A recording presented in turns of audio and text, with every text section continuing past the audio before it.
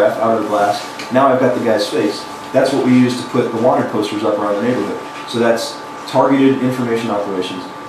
One major problem we have, third to fourth generation, is there's all sorts of rules that tell us we can't do things, fourth generation, that it worked for third generation because no one ever had to do wanted posters, right? But they'll tell me I can't do psychological operations. Now they mean something specific by that. We have to do that stuff. We have to do more creative out-of-the-box things.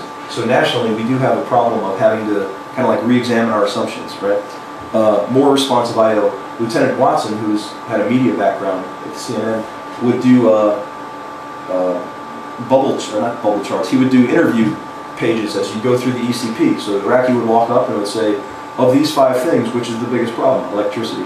A lot of it was relatively known already, but to get the populace to say it was significant. It starts to give them a feeling of involvement in their life.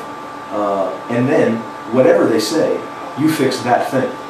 If I don't have generators, and that's what I really needed generators the first time, almost more than anything else, and diesel. If I could have gotten those 2 things, it would have made tremendous benefits. But it was in violation of certain procurement laws, right, which had been changed 2 years later.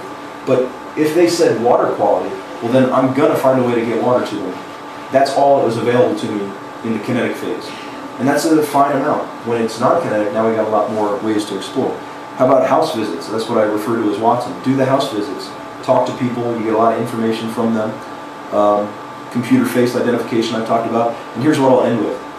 Everything that we did, the house visits, the I/O at the gates, putting Einar's picture up in the neighborhood, they were good.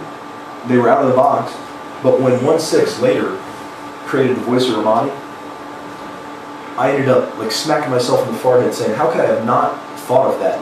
The installation of mosque speakers onto police stations where they would then have the police officers say, the first